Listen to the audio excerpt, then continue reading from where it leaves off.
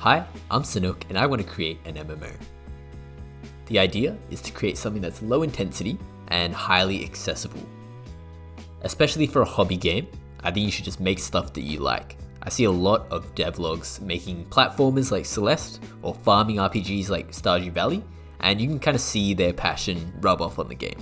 So that game for me and this project is old school RuneScape, and that's for its simplicity and meaningful progression. The basic gameplay loop is gathering resources, refining those resources, and then crafting better tools. So I'll go into more details about the influences of each stage. For gathering, old school RuneScape's skilling is kind of the main influence. So it's click to interact and you're kind of surrounded by people doing similar tasks to you. So the feeling I want to capture is this place called Draenor Village, and there's a couple trees and fishing spots around, and you can just kind of see everyone doing like a variety of things just around each other, and that's the feeling I want to capture. Also for gathering, I think Stardew Valley, just like the clearing the farm portion, is what I kind of want to achieve. So we have kind of different resource nodes, so logs, trees, boulders, and you need different tools for each kind of type. And especially for big logs, kind of needed upgraded tools. So moving on to the refining, all these raw resources that you've collected need to be refined to be used. So in games, I love seeing big resource stacks. So in RuneScape, there's the bank, and it's kind of an infinite place to store all your items, and I really like that feeling. So with all these raw resources, there needs to be a place where you can refine them. So a sawmill for logs and a furnace for ores is what I'm kind of thinking. This is the Varrock West Bank. So this is kind of a community place where there's an anvil that's close to a bank, and it's where you kind of see all people from different stages of the game gather to do the same activity. Moving on to crafting. This is going to be like an RNG unboxing for better tools. So a bit of like fake gambling, which I think is really fun, especially without the money part. And especially in games, I just love having kind of superstition and like lucky spots or rituals, and having scenic places for those unboxings. So a couple of games that I've played that kind of have something similar. So Black Desert Online had these enhancing things that I saw a lot of people like climb huge buildings or massive mountains to try and get like more fake luck, I guess. And in MapleStory, there's cubing, and people would go to like really cool maps just to have like a better chance. And then for Stardew, I really like kind of their simple tier system that I think is kind of just easy for getting better tools. So as an overview of our basic gameplay loop, these are kind of our main influences and the stuff I want to create. But you're probably asking yourself, an MMO is a bit of a huge task. So I want to go into my past experience. So this is Mondo Dodgeball, kind of a project that I worked on for a couple of years, to be honest. It's up on a website, but I think only the Australian server's online right now. But I started over like 10 times, really trying to be perfect every time, because I kept learning kind of more and more tools, especially in uni. But I did end up finishing this in the end, so I do kind of have some networking under my belt. But even in this iteration, there's improvement everywhere that I can make, but now I kind of know how to build with networking in mind. As for these devlogs, I'm going to treat them like RuneScape progress videos, so you'll see a lot of my mistakes and iterations, but I really just want to document my process. So I think we'll get started with the actual project. Okay, so here we are in our Miro board, and this will be kind of the planner of the project, and I think it will be cool to have a visual indicator of the progress that we make. So let's get started with stage 1. So before investing too much into the networking side, I think it's a good idea to start with a prototype to make sure that the idea is fun and something worth making. So the goals for this stage are to create a fast single player prototype, map out all the main mechanics of the gameplay loop, and just keep it to really rough and temporary art. So I've made a little roadmap of the mechanics I need to make, and we'll reveal those over time, but I think it's just time for us to get started. Okay, so we're in a new game maker project, and this is what we'll be using for our prototype. This is because it's really good for 2D, which is what we're making, and I have a lot of experience in it, so I can easily prototype ideas. So let me organize the folders and I'll come back with the first update. Okay, so we've created a player with two states, idle and moving. And when we click, we create a target that the player will move towards. And once it reaches, it will go back to being idle. Adding on to the point and click, we have also added the ability to hold down the mouse button and it will kind of go into this arrow mode. So here we can kind of just adjust the angle of the player movement. And if we let go, then it will just stop moving. But there is still the option to just point and release. Taking a break from the coding side, we're here in A-Sprite, and I'm going to use this for the art of the game. I'm not really set on an art style just yet, and my art skills are kind of in the process of improving. So I thought I'd make something really rough just to have it in the game. So we have our player here, and they can face 4 different directions. And we've got a little running animation as well as a swinging animation. So I think I'll export these and we'll get them into the game. Alright, so we've imported the art and I think it serves its purpose and I'm overall pretty happy with the movement. Going back to our roadmap, let's mark movement as done and we'll reveal the next step, which is collision. So I thought I'd go into more detail on how I want the collision to actually work. It's really important that I design it in a way that the client and the server can simulate it in the exact same way. This gave me a lot of trouble in the previous dodgeball game because I was using the game maker engine for the client and JavaScript for the server, so I couldn't utilize the engine tools without having to recreate everything exactly the same for the server. So when we give both the client and the server the same input data, they have to give the same result. So let's get into what our input data actually looks like. So for the player, they're just a set of coordinates, so X and Y, and we give it a radius for how big the player is actually. As for our boundaries, we're just going to keep this as simple as possible. So it's going to be static and will not change. So I've set up a little scene that we can add our collision points to. So we can start adding coordinates for this scene and have lines between them.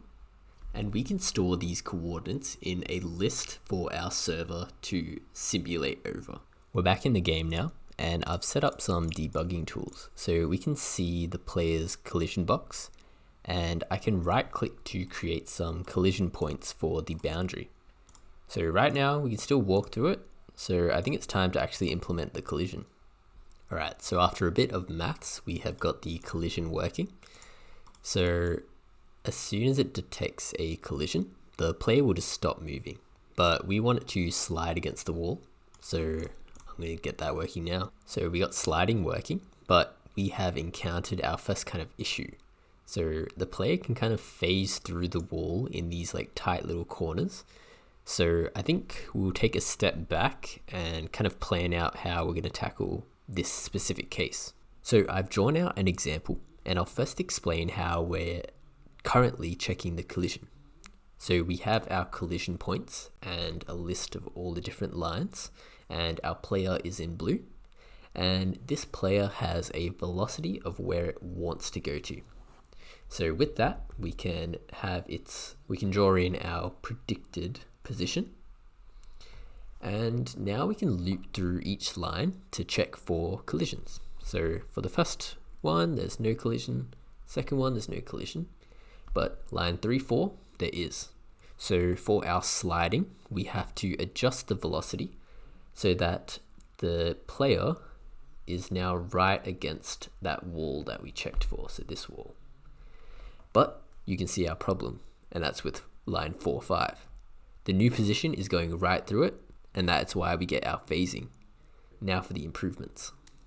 If we have a lot of lines in the game, it'll be really inefficient to check through each one individually. So we're going to eliminate the lines that are really far from the player's point. So that goes for this one and this one. Then we'll loop through the remaining lines, and if they collide, we'll add it to a new list. From there, we can calculate a new position taking into account all the lines in the new list simultaneously. Therefore, we won't have any boundaries crossed. And after a couple of hours, we got the collision working. I had to pivot a little from our original plan, but we got it working in the end. So right now, the calculations are in one big block of code. So before I move on, I'm going to clean that up. And in the meantime, I'll give a quick explanation of my solution. We're back on Mirror and we have the same corner situation. So how I solved this was to take it in iterations. I'll put where we want to move in green. And similar to our first solution, we're just going to find the first line that we collide with, which is blue. With this, we're going to move our predicted position perpendicular to the line until it's no longer colliding. Now we're going to start searching for any collisions again, which is red. So let's do the same and move it perpendicular to the red line until there's no more collisions. So we can keep iterating over and over until there are no collisions and we have our final position. But for our game, the server will have to do this every frame for every player that is logged in. So for efficiency, I'm just going to do 2 iterations. And if there's still a collision, I'm just not going to allow the movement at all. Alright, so I've cleaned up the code and added a couple of comments. And throughout my years of making games and little projects, I've actually never made a GitHub. So this will be the first project that I push, starting now. Back to our roadmap. That got a lot more technical than I thought, but we can mark collision as done. And our next step is gathering. We're here in Sprite again, and we've sketched out a tree and a stump with the player for scale. So let's get these into the game. And the trees are in, but we need to add collision points to it. Right now, we can add it manually, but it really should be automatic. Alright, so we've made a couple of changes to the collision. The first being how we store the collisions. So it used to be a list of single points, but now it's a list of lines. So that broke the debug tool, and to fix that, you now have to click and drag to create a collision line. And for the trees, it automatically adds the collision box. And one more change was that I was getting stuck on the corners of the trees. So I had to up the iterations from 2 to 3, and that seemed to have fixed it. Moving on, I can now click on the trees and it will start to move towards them. So now we've added an interaction radius to the trees. So if we select a tree and our player goes inside of the radius, it will go to an interacting state, which is just the swinging animation that I made at the start. I thought I'd test out what multiple players would look like. And it's a bit chaotic, but I think I like it. The only problem is that it looks a bit weird when the player is directly below the tree and above the tree. So I think I need to make some animations for swinging up and down. I'm really trying not to spend too much time on this, but here is our swing down. And this last frame looks a little bit weird, but in motion, I think it works. Same for our swing up. This last frame doesn't show much on its own, but in context, I think you can picture the axe coming down. The new animations are in the game, so let's test out the side, up, and down. I'm pretty happy with this. Let's test it out with multiple players. Alright, so let's test it. It's a bit cluttered, but I think we get the idea. Now we have the ability to chop down trees. And in the actual game, I don't think you'll be able to one-shot them. But the game is coming together.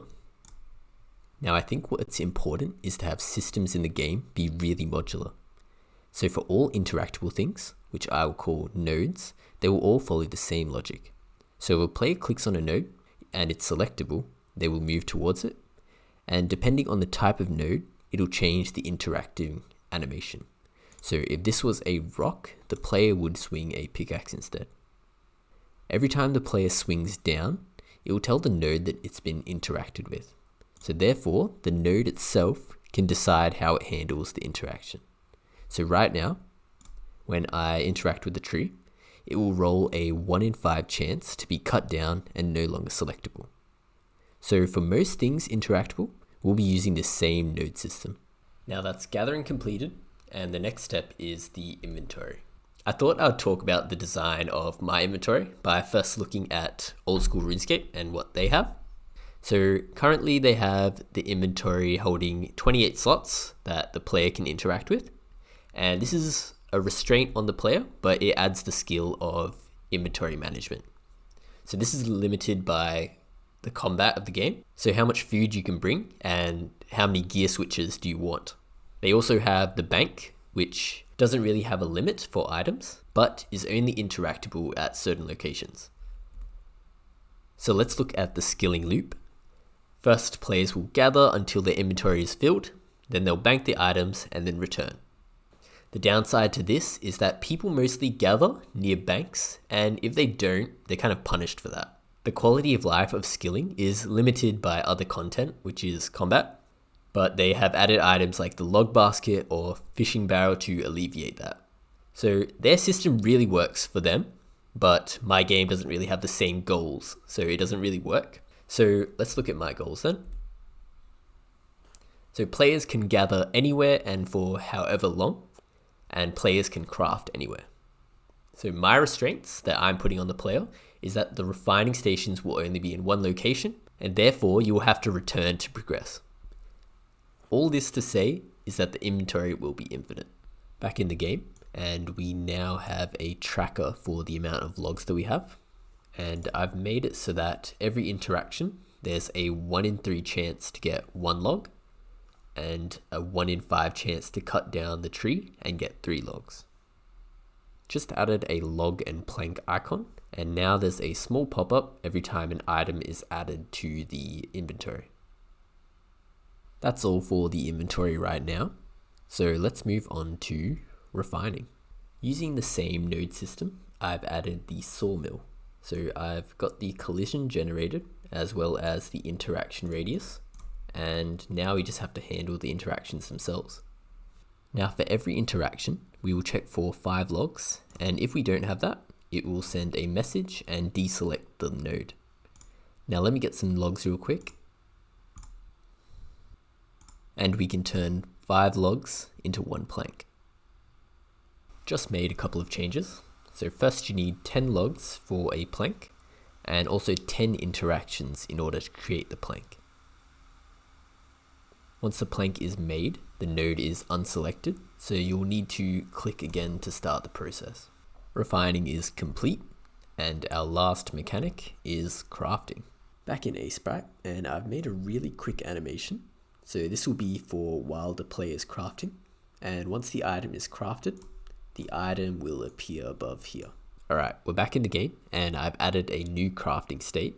So when I press enter, it will start crafting for 2 seconds, and then it will stop. Now it will check resources before it starts crafting. Quick update. Now after crafting, it will show the reveal sprite, and once I move or interrupt it, it will go away. Just gave myself 100 planks, and that's because we can now see which tools we actually make. So there are 2 types right now. So there is a 1 in 3 chance to make a blue axe, and the rest will be black. Just added a visual indicator as well as a multiplier to different axes. So as you can see, we just got 1 log and we have a black axe. So let me get a blue axe real quick. So we've unlocked a new axe, and now we can see he's swinging the blue axe, and we get double the amount of logs. I think this is the last update for the prototype. I've added some really basic UI for the current tool, and a 1 in 100 chance to craft a golden axe. And I think we're done with the mechanics. So let's check off crafting, check off all our goals, and lastly check off stage 1. These are all the mechanics I want to implement, and the game will mostly be about the presentation of these. I'm really trying to keep the scope of the gameplay as small as possible because I think I'm being really ambitious with the tech side.